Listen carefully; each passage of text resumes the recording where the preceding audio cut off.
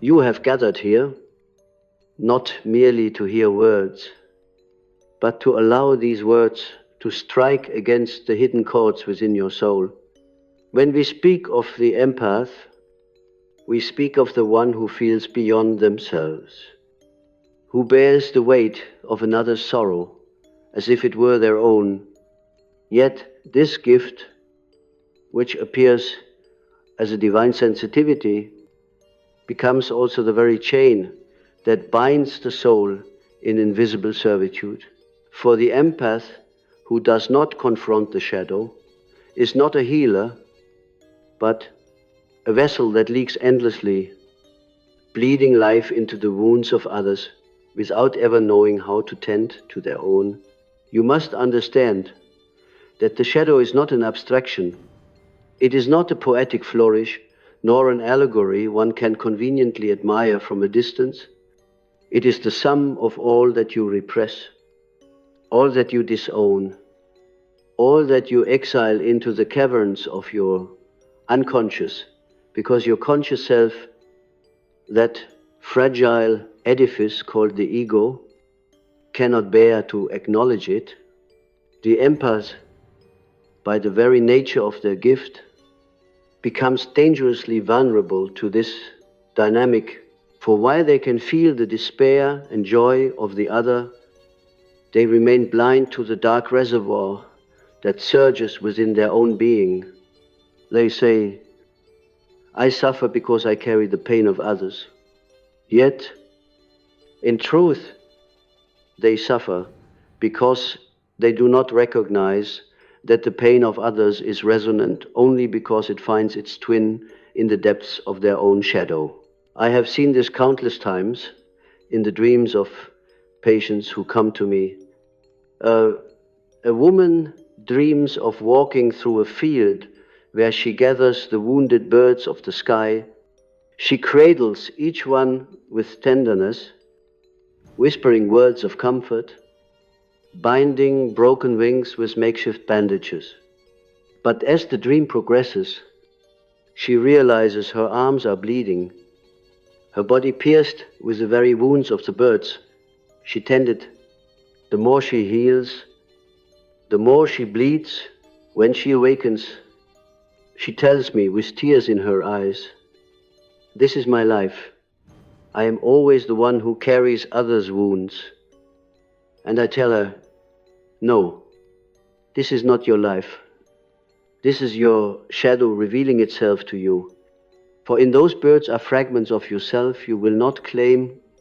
You think you are healing them, but you are merely scattering yourself into pieces you can no longer hold.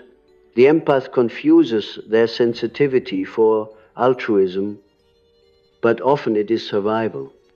As children, they learned that to feel the emotions of others was necessary to remain safe in a chaotic home, or to win the love of a distant parent, or to quiet the storm of a violent one. Sensitivity became their armor, but also their prison, and so they grow, carrying the torch of compassion, unaware that behind the flame stands a fear that is never confronted, the fear of being rejected, unloved, or annihilated if they dare to turn that same attention inward. Thus, they continue to bleed, not because the world demands it, but because their shadow demands acknowledgement, and until it is acknowledged, it will haunt them through every relationship, every sacrifice, every act of self-erasure. I must insist upon this truth. No healing is possible without the confrontation with the shadow. One may attempt to heal others indefinitely, but it will always be a half-healing, a performance staged on the surface of the psyche, while deep within the unhealed parts of the self fester.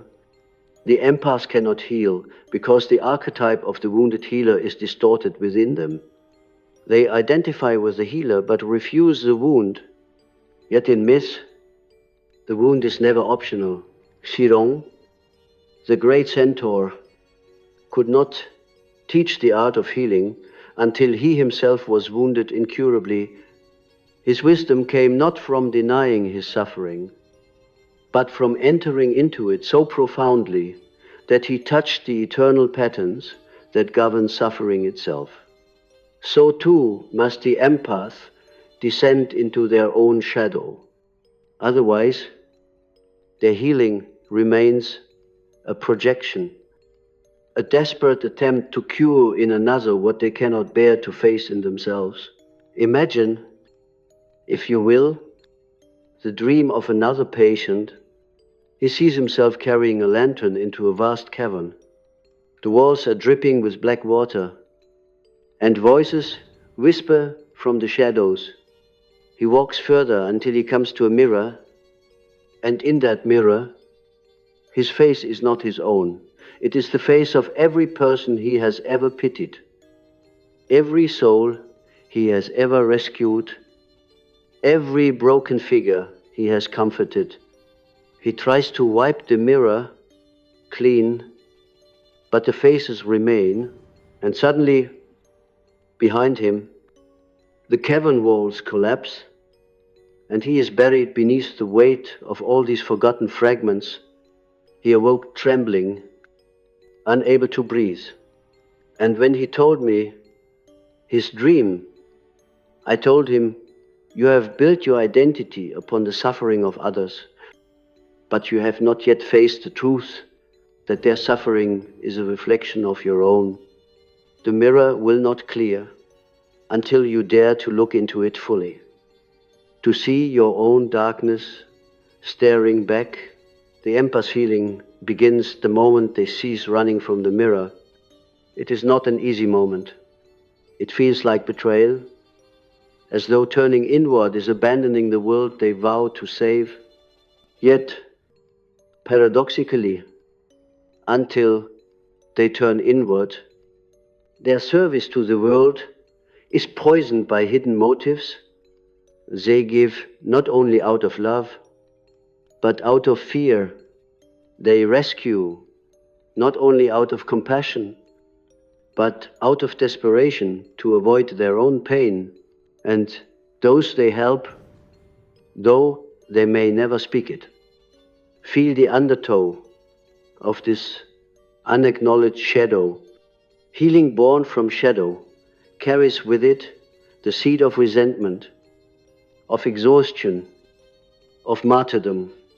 True healing arises only when one has gone into the depths, faced the terror, and emerged with the wisdom that all wounds, even the darkest, carry the potential for light. Let me tell you another story.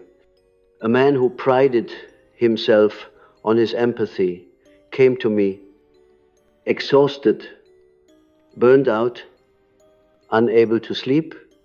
He said, "I have given everything to others, yet I am empty." In analysis, we uncovered that he had long ago buried anger against his father, anger that had never been allowed to surface, because in his home, anger was punished with abandonment. To survive, he learned to become gentle, compassionate, always the peacemaker. He wore empathy like a mask, but beneath it seethed a rage so deep that it threatened to consume him. He projected this rage outward, transforming it into pity for the oppressed and compassion for the wounded. But no matter how much he gave, the anger remained, gnawing at his body with illness, haunting his nights with dreams of fire. Only when he allowed himself to confront this anger, to admit that he hated as much as he loved, that his shadow contained violence as well as tenderness, did his empathy become real, not a mask but an authentic force Only then did his healing flow without draining him. This is the paradox of the shadow. That which we repress becomes the source of our greatest suffering, but also the seed of our deepest strength. The empath who confronts their shadow discovers that their sensitivity is not merely a defense, but a bridge between the human and the divine. Yet they must first descend into the underworld of their own psyche. For without that descent, their bridge collapses under the weight of unacknowledged wounds. The descent is frightening. It feels like death, and indeed, it is a kind of death, the death of illusions, the death of the false self, the death of the savior identity that masks a wounded child. But it is only through this death that resurrection is possible. The empaths must die to the shadow they refuse in order to be reborn as the healer who can truly touch the soul of another. And so I say to you, if you are an empath, you must stop asking, how do I heal others? And begin asking, what within me remains unhealed? You must stop saying, I feel their pain, and begin saying, their pain awakens my own. You must stop believing that your role is to save the world and begin realizing that the world you must save is within you. Then, and only then, will your gift cease to be a curse. Then, and only then, will your empathy become wisdom, your sensitivity become strength, your compassion become authentic power. The shadow you fear is not your enemy. It is your teacher, your guide, your unacknowledged twin. It waits for you in the darkness, not to destroy you, but to lead you into wholeness. When you descend into the shadow, you enter a domain that feels unfamiliar, even though it has always lived inside you. It is like entering a forgotten house that once belonged to your ancestors, filled with rooms you have never dared to open. The empath often imagines that their shadow is composed of cruelty, violence, or coldness qualities that seem antithetical to their tender soul, but the shadow is rarely so simple. For many empaths, the shadow hides not only anger and resentment, but also the raw, primal need to be cared for, the longing to be the one who is held rather than always the one who holds. To admit such needs feels selfish to them, even shameful. And so they bury these desires and close themselves in endless giving. Yet every act of giving carries within it a faint cry, will someone ever give to me? I recall the dream of a young woman who saw herself walking through a desert, offering water from her flask to every weary traveler she encountered.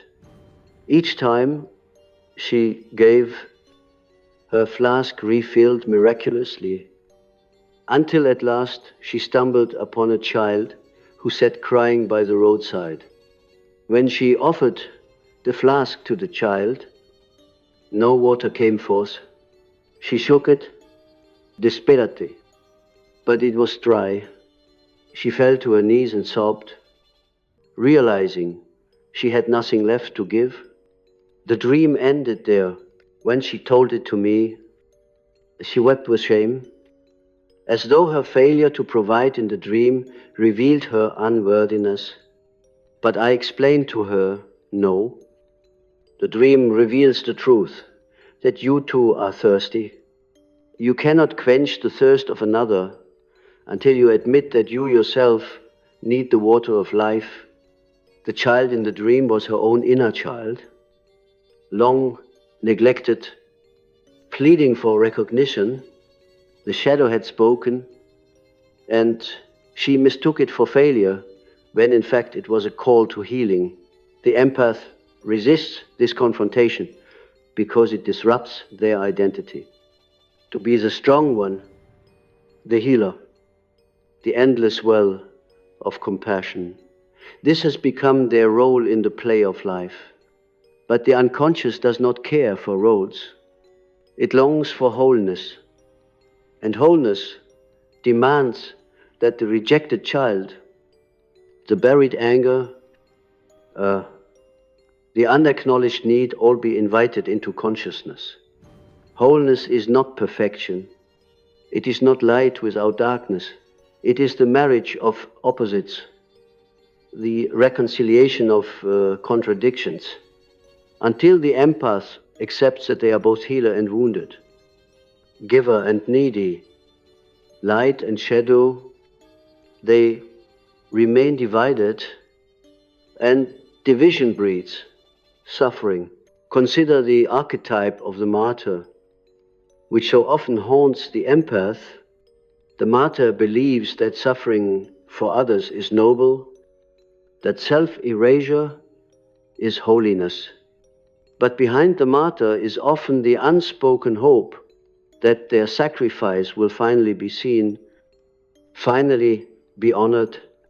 When this hope remains unfulfilled, bitterness grows, and the martyr becomes resentful, passief-aggressive, even manipulative. They will never admit this, for it contradicts their self-image of purity. But the shadow does not lie. It reveals itself in the subtle tones of their voice, in the weariness of their eyes, in the illnesses that gnaw at their body. The empath who does not confront the shadow becomes the martyr, chained to an endless cycle of sacrifice without joy. Yet the one who faces their shadow ceases to be a martyr and becomes instead a healer who gives freely because they have first given to themselves. There is a passage through the unconscious that resembles the descent of Orpheus into the underworld. The empath must become like Orpheus, daring to walk into the land of shadows with only a fragile song to guide them.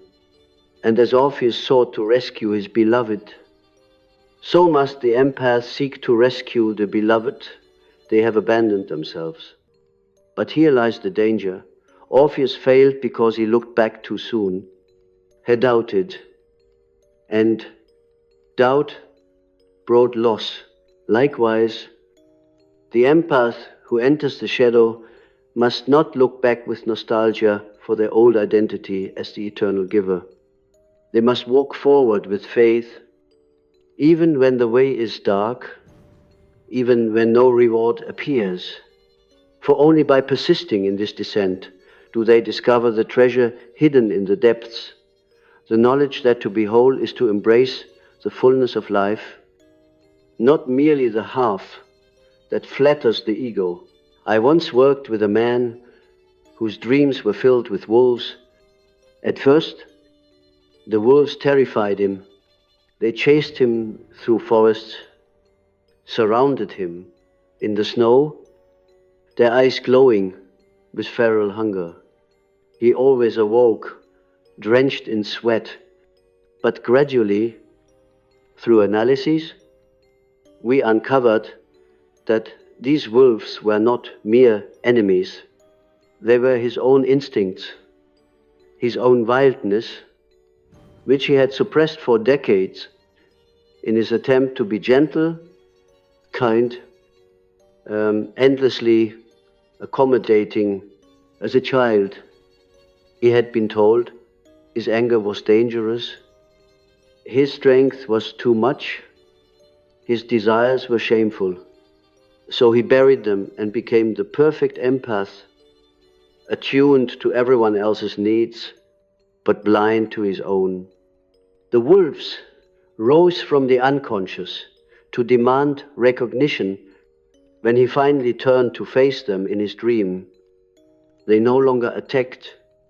They circled him, and one by one they bowed their heads, acknowledging him as their master, he awoke with tears, feeling for the first time that he was whole. The wolf became his power, not his enemy. This is the transformation that awaits the empath who dares to confront their shadow. You see, the empath cannot heal until they integrate this wildness, this rage, this selfishness, this longing. For in truth, these are not enemies of empathy, but its necessary companions. Without them, empathy is hollow, a fragile hecho. With them, empathy becomes grounded, authentic, unshakable. When an empath denies their shadow, they are like a tree with shallow roots, easily toppled by the storm of others' emotions. But when they embrace their shadow, they become like an oak whose roots sink deep into the dark earth, drawing nourishment from the very soil that once seemed terrifying. They can feel deeply without losing themselves. They can give without depletion. They can heal without bleeding. And yet, I must warn you, this confrontation is not a one-time event. The shadow is not conquered. It is integrated. It is a lifelong dialogue. Dreams will continue to reveal its hidden faces. Relationships will mirror it back. The empath who becomes conscious does not eliminate their shadow, but learns to walk with it as a companion. They learn to ask, what are you showing me today? What part of myself have I forgotten? What truth have I refused? In this way, the empath becomes not a martyr, but a mystic, one who sees that the shadow is the dark hand of the divine, pressing them always toward greater wholeness. So I say again, you cannot heal until you confront your shadow. You cannot be free until you acknowledge that the very qualities you most fear in yourself are the keys to your liberation. You cannot know love until you admit that within you also lives hatred. You cannot give authentically until you admit that within you also lives the hunger to receive. This is the paradox of human nature, and it is the paradox that every empath must face. To resist it is to remain forever fragmented. To embrace it is to step into the mystery of being fully human, fully alive, fully whole. The empath who enters the shadow must prepare for paradox, for nothing in the unconscious is linear or logical in the way the conscious mind prefers. In dreams, the shadow appears not as an abstract idea, but as images, symbols, creatures, and figures that embody the denied aspects of the self. A patient once dreamed of a banquet where every guest wore a mask. She walked among them, serving food, ensuring all were satisfied, but she herself had no seat, no plate, no voice. At the end of the dream, she realized that all the masked guests were variations of herself, each one representing a part of her being she had given away to others. When she woke, she felt hollow, as though her body had been a vessel drained of its substance. Such dreams reveal that the empath, in refusing their own needs, distributes their soul into the masks of others. The banquet is empty, for she herself has been forgotten. In these images, we discover the archetype of the shadow, not as enemy, but as the forgotten twin. The empath who fears anger meets it in the dream as a masked intruder, a thief who breaks into their house. The empath who fears selfishness sees themselves in visions stealing bread from the hungry. The empath who fears desire is haunted by erotic figures who disturb their peace. These images are not condemnations, they are invitations. They whisper, look, here is the part of you you will not claim. Here is the truth you exile. And until the empath accepts these figures, they remain haunted. For what is repressed does not vanish, it lives in the unconscious, gathering strength, influencing thoughts, leaking into relationships, and shaping destiny from the shadows. Archetypes reveal themselves with inexhaustible force. The empath resonates deeply with the archetype of the healer, but they often forget that the healer cannot exist without the wound. When they repress their wound, the archetype twists into its shadow form, the savior complex. They rush to rescue others, not out of love, but out of a hidden terror of facing their own fragmentation. This is why so many empaths find themselves entangled with narcissists or broken souls. They are unconsciously drawn to those who embody the darkness. They themselves refuse. The narcissist becomes a living mirror of the empath's shadow. Selfishness, hunger, power. The empath fights this darkness outside, never realizing that the battle is inward. Healing begins when the empath ceases to fight and begins to integrate. Integration is not achieved by intellectual understanding alone. One cannot read about the shadow and declare themselves whole. It requires experience, confrontation, and a willingness to endure discomfort. A patient once dreamed of descending into a crypt where coffins lay in rows. Inside each coffin was a version of himself at different ages: the weeping child, the angry teenager, the silent young man. He recoiled in horror, believing the dream was a nightmare of death, but in analysis, he saw it was not death at all, but preservation. These selves had been entombed, sealed away, waiting for him to return. His shadow had kept them safe until he was ready.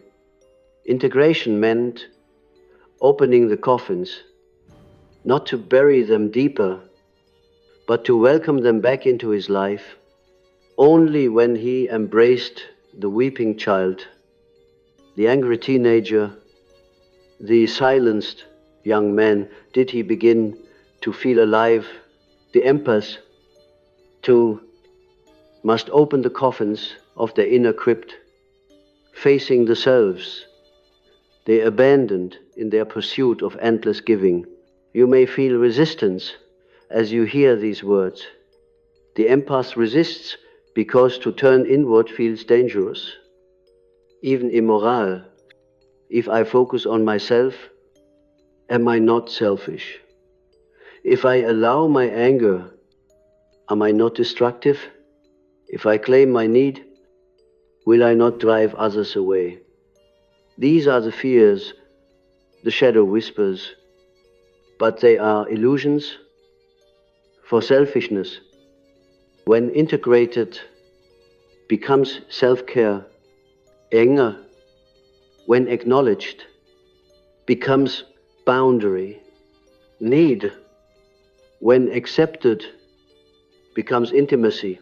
The empath discovers that what they feared as demons are in truth guardians of their wholeness.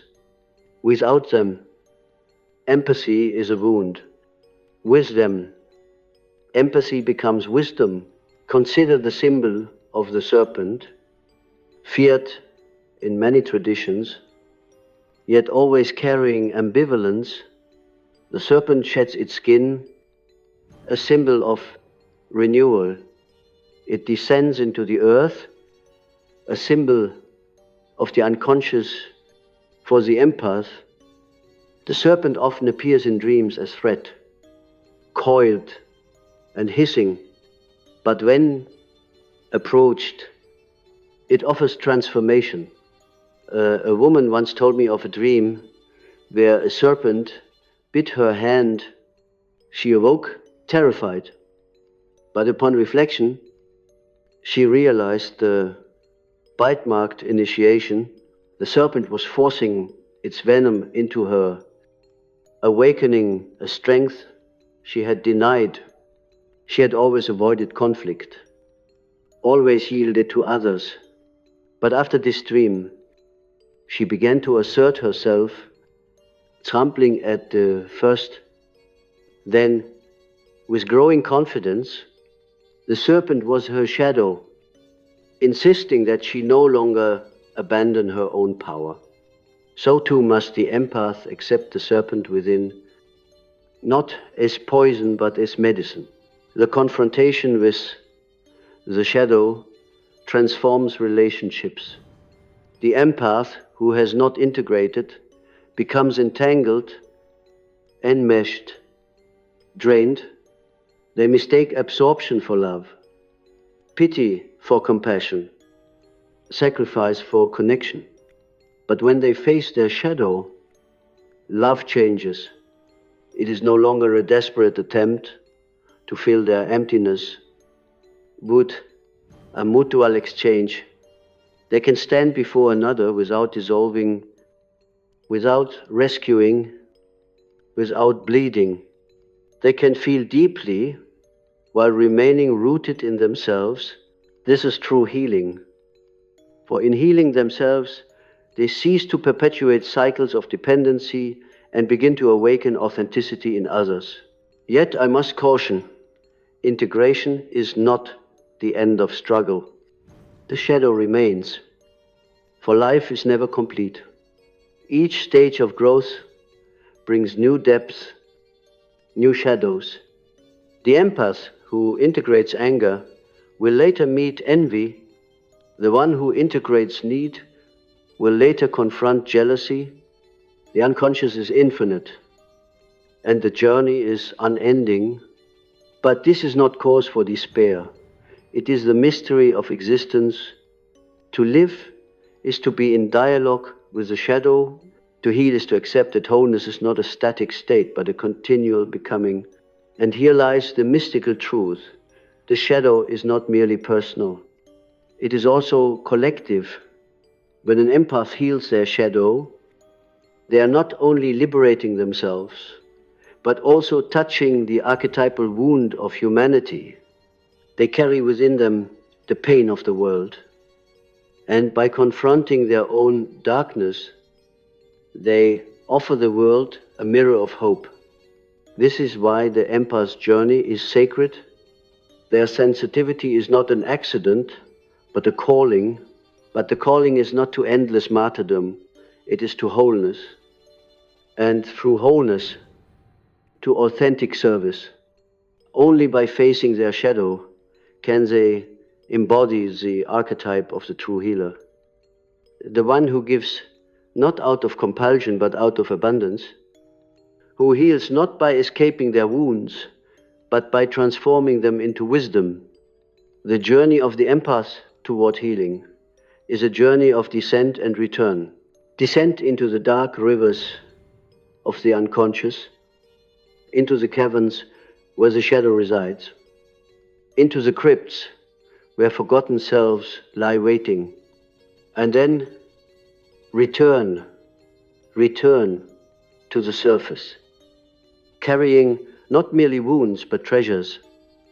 Wisdom forged in the crucible of confrontation. This rhythm of descent and return is as old as myth itself. Every culture tells of it. Inanna descending to the underworld, Orpheus walking among the dead, Christ entering the tomb and rising again. These are not mere stories of gods and heroes. They are maps of the psyche. They tell us that transformation is not found in fleeing darkness, but in passing through it. The empath resists the descent because they fear annihilation. They imagine that if they open the door to anger, they will be consumed by rage. If they open the door to selfishness, they will become monsters. If they open the door to need, they will be abandoned. But this fear is born of illusion, for the unconscious is not a swamp that swallows you. It is a realm that reshapes you. When you open the door, you do not fall endlessly. You discover rooms filled with forgotten riches. You discover that anger is not fire that destroys, but fire that warms and protects.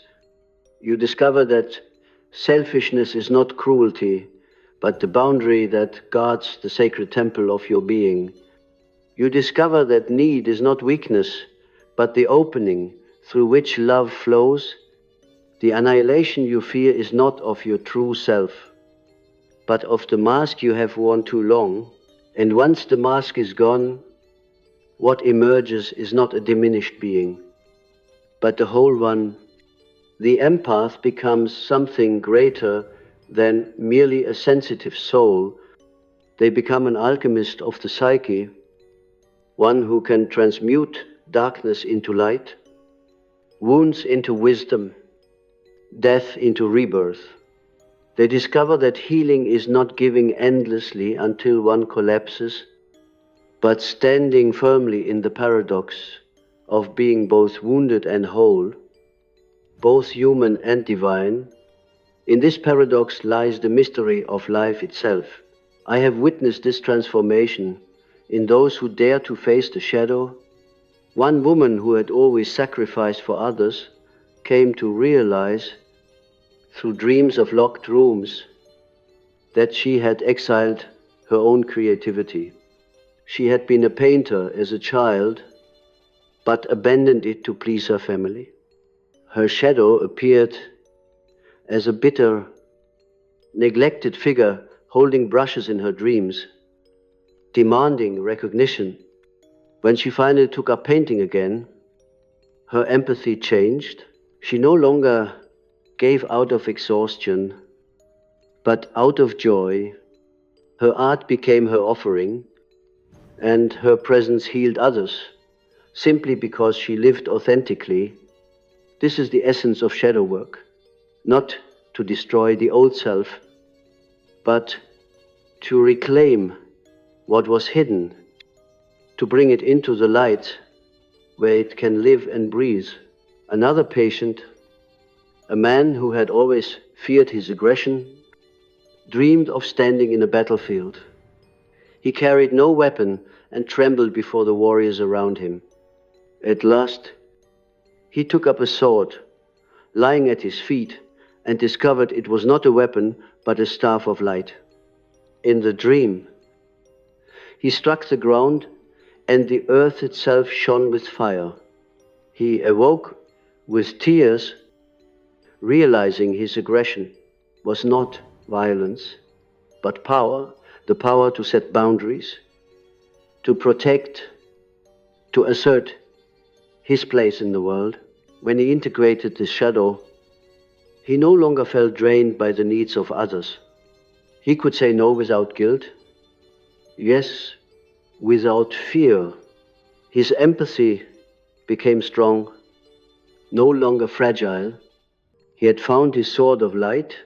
You see, the empath's gift is not meant to enslave them. It is meant to awaken them, but the gift cannot flourish until it is rooted in wholeness. Without the shadow, empathy is a bleeding wound. With the shadow, empathy is a fountain that never runs dry. The difference is not in how much one gives, but in how deeply one has descended, how honestly one has faced themselves. The shadow is the crucible. Without entering it, there is no transformation. And so, I speak to you now not as distant theory, but as living truth.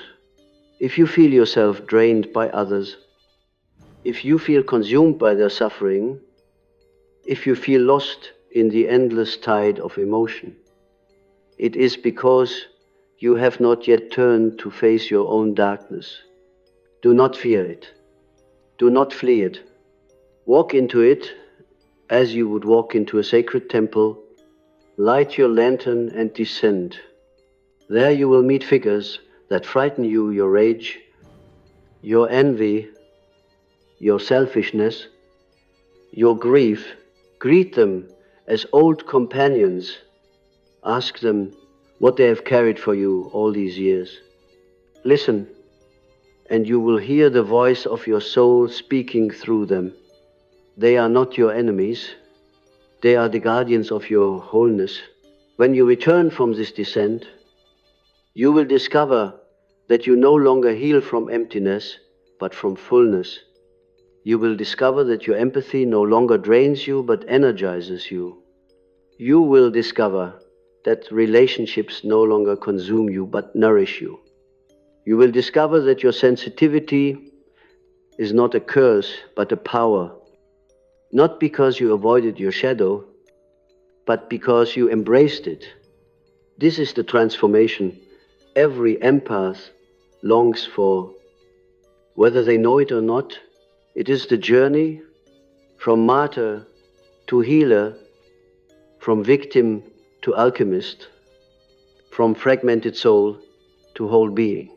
And when this transformation occurs, you will also discover the deepest truth, that the shadow itself is divine.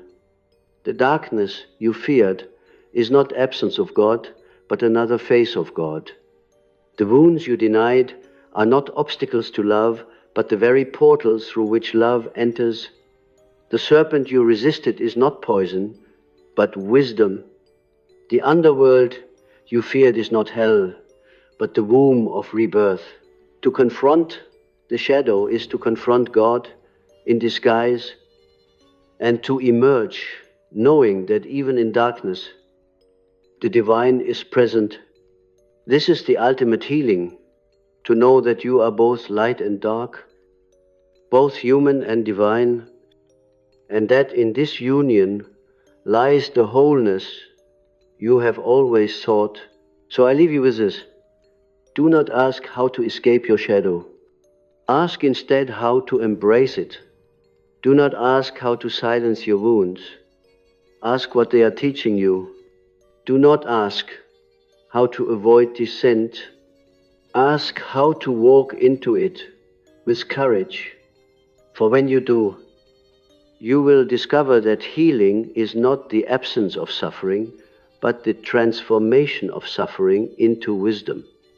And then, at last, the empaths will heal